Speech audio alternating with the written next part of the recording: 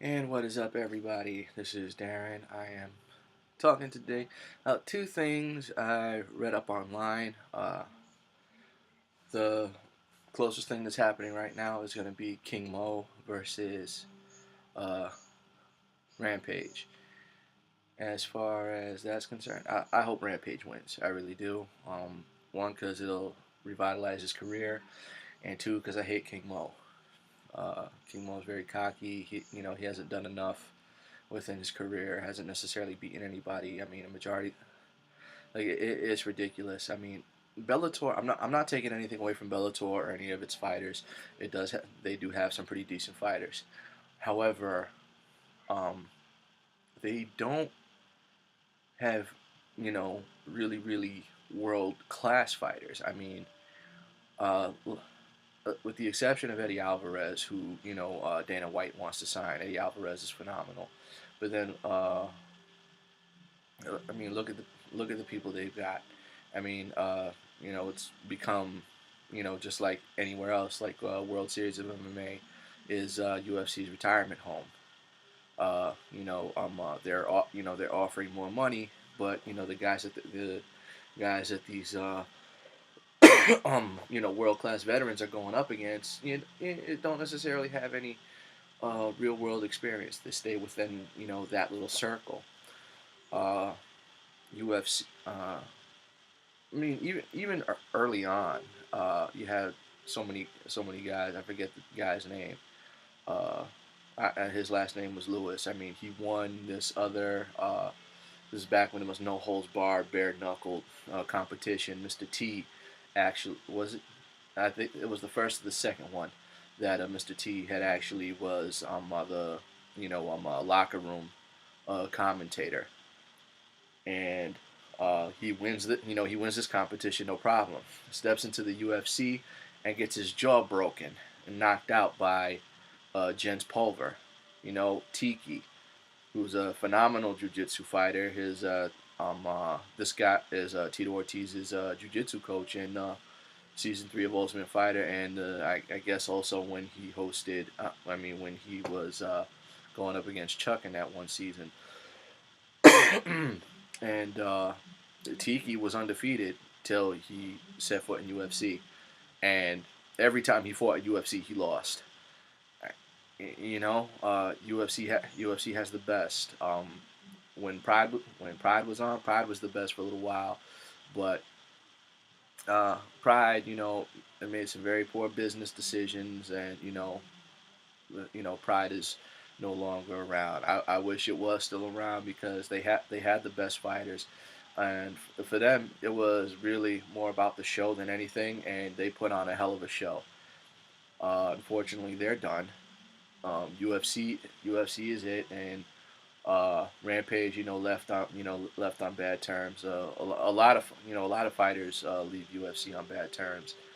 Uh, Me being in New York, I hate the fact that like maybe I'll act like me. I've been training martial arts since I was 12. I've been doing Brazilian Jiu Jitsu and MMA training for the past 6 years. I'm not in fighting shape yet. However, I would love to, you know, fight professionally at least once in my life. Uh, New York still won't sanction mixed martial arts because New York is not a right to work state. I don't understand how California, which is not a right to work state, but they were the third state to jump on board. At first, it was just Nevada and New Jersey, and the gambling states, and then of course, California jumps on board, and then all these other states jump on board, and all these other venues started to spring open. But uh, since New York is not a right to work state, that means UFC won't sign for a fighters union, which I agree with. I totally agree with. At the same time I don't. I don't agree with unions because that means you're forced to pay people even if they don't work. Dana White would be forced to hold on to fighters that aren't selling, and he would have to pay them. whatever obscene amount of money that they're offered, and then he would have to pay even more than they could actually afford, because what a majority of UFC, majority of people don't necessarily understand how business actually works, and especially that particular business. Um, TV evangelists catch a lot of flack for this as well.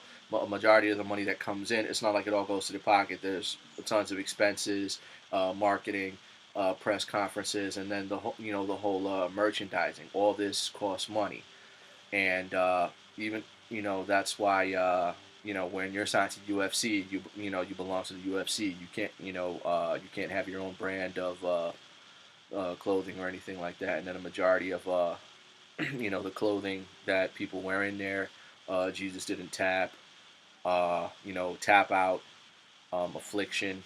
All these people gotta pay something so that these fighters could get up there wearing their clothes, and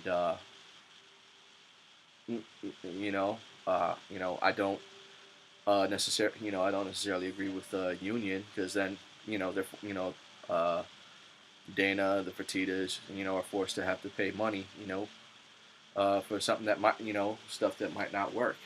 You're gonna, it would be like trying to hold on to Mark Coleman, you know, uh, he had, he's lost his last two fights, I believe it is, and or trying to hold on to Chuck Liddell. And, Chuck, it's a shame, but he even admitted it's like, I don't have a chin anymore. So and that's why I'm not fighting. And unfortunately, it was great to watch him. Even the last fight when he fought Rich Franklin, that was the best Chuck Liddell we had seen in a long time, and he would have won that fight if he'd have just held on for 5 more seconds, because the round would have been over, and he'd have been declared the winner due to doctor stoppage because he broke Rich Franklin's arm. Instead, he runs straight into Rich Franklin's right hand and knocks himself out. And he was he left them on his own terms, and as sad as it is, while you got somebody like Tito Ortiz, who you know tried desperately to hold on, pulled off one upset, which was an absolute fluke. Then gets the snot kicked out of him by Little Nog, and then did a pretty, he went out in true Tito Ortiz fashion, his last fight against Forrest Griffin, but then to complain like, oh, he's on testosterone replacement therapy, and for him, I've been mowing lawns all day, so I got all this nastiness inside of me right now, so I'm gonna be coughing a bit. And for him to sign with Bellator, only to for them to have to cancel their pay-per-view because, oh, I'm supposed to fight Rampage, but I have to go in for surgery. I'm like, I don't know how many times he's done that. This is the second time that he's done that against a fighter who's supposedly his friend and who I think he knows can beat him. Uh, Rampage right now, I'm glad he's doing good in Bellator, but at the same time, I don't know how well he's gonna do. And for him to try to relive any past experience, because his time in King of the Cage, and then making his way into Pride, and then just laying waste to the majority of the guys in Pride, and then finally coming into the UFC, and even he didn't want to get a title shot against Chuck Liddell that quickly. He wanted to build himself up a fan base. Instead, Dana White, being Chuck's best friend, Chuck wants to avenge that loss, and Chuck Liddell's not afraid of anybody. Goes up against, calls him out pretty much right away. And it's not that he didn't deserve that title shot, because he absolutely did, but it just happened too early. He didn't really get to develop himself within the UFC. Had him beat a couple of well known guys, and then give him the title shot against Chuck, and at least giving Chuck the opportunity to match Tito's record, because Tito had the five title defenses as oh yeah, that was the highest record for a very very long time. At least giving Chuck the opportunity to match that because Chuck was clearly better than Tito ever was. Then for him to get that title shot, for him to lose to Forrest Griffin. Granted, he finally won the Pride middleweight belt off of Dan Henderson. Then to avenge his to avenge his two losses against Vanderlei Silva. He had come a long way, and his time was done. But for him to come into Bellator, I was like, okay, you're reinventing yourself. I don't know how well you're gonna do. I hope you knock out King Mo because I don't like him. There's a lot of people that don't like him, and people say Rampage talks trash. But Rampage is a character. He always has been. He's very funny, and then on top of that, his record speaks for itself. With the stuff that he's done. The first man to unify the UFC and Pride belts, and to see what he did in Pride as well as for his short-lived success in UFC. You can't take anything. You can't take anything away from him. Uh, but he's doing a lot of this out of desperation due to the fact that he's got a ton of kids and he's got a lot of child support to pay because he's not married. He got a lot of baby mamas and no wifey, and that it takes a lot of that. And other thing that I saw about to happen is supposedly Gina Carano is signed with UFC, and she's gonna get a title shot against Ronda Rousey. And Misha Tate said that it was an absolute joke, and I agree. I wholeheartedly agree with that.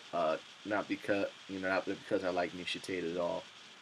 Uh, I don't necessarily think too highly of her or Ronda Rousey. Ronda, during their time as coaches in Ultimate Fighter, after the third episode, it's like I can't watch any more of this because they supposedly they hate each other, and Misha Tate's being so fake. Yet Misha Tate pretty much tried keeping to herself. Ronda Rousey's going out of her way to pick a fight with her, then just pissing herself off and crying in front of the camera. It was like, are you kidding me? I have to watch an entire season of this?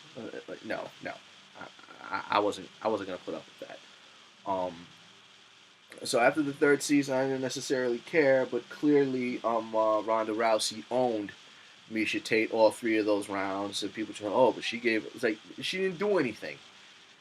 It's like all she managed to do was not get submitted or knocked out. 50, what was it like? 13 minutes earlier than usual. It's ridiculous, and for Gina Carano to come into the UFC after having never fought in the UFC to get a title shot right off the bat, I don't agree with. Now on top of that, Gina Carano, she's been doing movies. She hasn't done that many movies, and then some of them weren't even that good.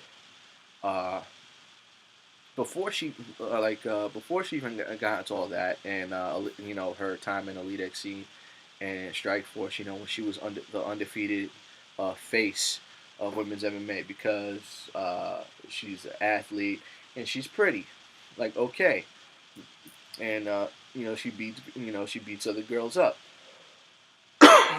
which is cool, because you want the hot women to be able to see the pretty girls to see that oh yeah there are pretty girls that actually do this, it's not all about the men and being muscular. But the first time I ever saw Chris Cyborg fight, I immediately said Gina does not stand a chance. I knew that right off the bat, and it was only a matter of time before the two of them were gonna meet. Then when they finally did, I already knew the outcome. I wanted Gina to win so that she could continue to be the face of women's MMA. And when she lost, she was pretty much no longer the face of women's MMA, but the new face of women's MMA was a face nobody wanted to look at. And then for her to test positive for steroids later did not help the argument as far as women in mixed martial arts.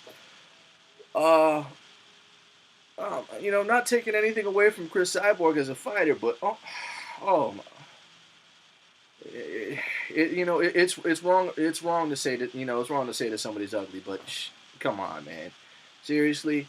And Ronda Rousey steps up. Ronda Rousey's hot. One of the few Americans to win a medal in Olympic judo. She was a bronze medalist, and that's tough. Um, uh, trained under her mother as well as Judo Jean LaBelle, who that man, will put you, he'll have you crying, and just your first day there, and he's just teaching you basic stuff. The man's the king of pain, and I'm not testing how tough she is. If her and Cyborg were to fight, that would be more interesting. But Cyborg signed with Invicta. Invicta's all females, and Ronda, she signed with UFC. If her and Gina Carano were to fight, again, Gina doesn't stand a chance. Gina is a good fighter. She is. She absolutely is. The most vicious I'd have ever seen her was when she fought Tanya Evinger, and Tanya Evinger made the stupid comment, "I'd rather make out with her, but now I'd have to. It looks like I'd have to knock her out instead." And Gina clearly took that to heart. You'd rather what? And basically let her know that she wasn't just another pretty face, which was something you can never say about Tanya Evinger. And when she went to and she made a quick appearance in the straight to DVD movie Blood and Bone, which I don't not necessarily a good movie, but martial artists like myself and people that like those old martial art movies could appreciate it. It was more like a tribute film, and she was in it, for 2 minutes. Then she, right off the bat, she's given a starring role in Haywire. Haywire, if they'd just actually taken a little bit more time to edit, might have been a much better movie. It was long, it dragged, it was boring, absolutely boring. Then for Fast and Furious 6, that was the best Fast and Furious movie. She did a good job. I was shocked to find out that she was one of the bad guys. For anybody that I spoiled it for. Like I didn't agree that I understand this girl is a tough girl, but she can't beat Gina Carano. And then when you find out Gina Carano's one of the bad guys, it's like, oh, okay, kick her ass, I don't care. So, especially like she got this other movie coming out with the bad guy from what was the name of that movie? Never Back Down. With that kid, where that's her husband, he goes missing, and she goes on a just total kick-ass spree to try to find her husband. I can't think of a lamer plot. If there is even a plot to this movie, I don't. She's been in Hollywood for entirely too long for her to try to make it up and step into the ring and try to fight somebody like Ronda Rousey. Ronda Rousey is too vicious. Gina Carano has never been vicious. Her ground game is nowhere near up to par as it should be. To fight Ronda Rousey. Ronda Rousey is very strong for someone as small as she is. She will take Gina down, armbar her, pound her, whatever. Granted, Gina's always got a puncher's chance, but that's if she could even land. I don't know if she's as fat. Because I'm shocked. I am absolutely shocked how quick Rousey is. And I might not necessarily think too much of her as a person because she takes every single one of her fights she has to take personal now. Like she absolutely has to hate and disrespect everybody. And then and then of course, like I said, I'm watching that season of Ultimate Fighter. Oh my God, man, that was just awful. It wasn't even a you couldn't even pay attention to the fight. Couldn't even pay attention to the fighters because you're too busy watching her crying. And but for her to step into the ring, and the woman always puts on a show, and as a fighter, as a martial artist, I give her all the respect in the world. Uh, Gina Carano, you can't take anything away from her either. I'm a 12-1 record in Muay Thai, former Muay Thai champion, but uh, she should just stick with what she's doing now. Try to get the action roles because it's nice to see women who are supposed to be kicking ass, but women who actually can do it now. So she's pretty enough. Get more acting lessons, get better directors, and sign up for some better movies because I'm sick of seeing Angelina Jolie doing these action roles and she can't fight, and all these other girls that keep getting these action roles, and like especially who's the chick from Resident Evil and Fifth Element. She can't fight. How many different movies has she's been doing? She's supposed to be this martial arts expert, and this girl still doesn't know how to fight. I don't get it. So it's nice to see that. Uh, get all these other girls on par, and here there's a perfect opportunity for that, and I'm glad to see that women's MMA has taken the toll that it's did, but for them to uh, for them to make that fight is just gonna make the UFC money. It's not gonna it's not gonna do anything for either of their careers. Uh, Gina's just gonna lose, and Ronda Rousey's just gonna beat somebody who was not capable of beating her. And these rants seem to be getting longer every time I go on these, but it, it's just stuff that I gotta say. And like I said, since I do these at night, I'm tired. I tend to stutter.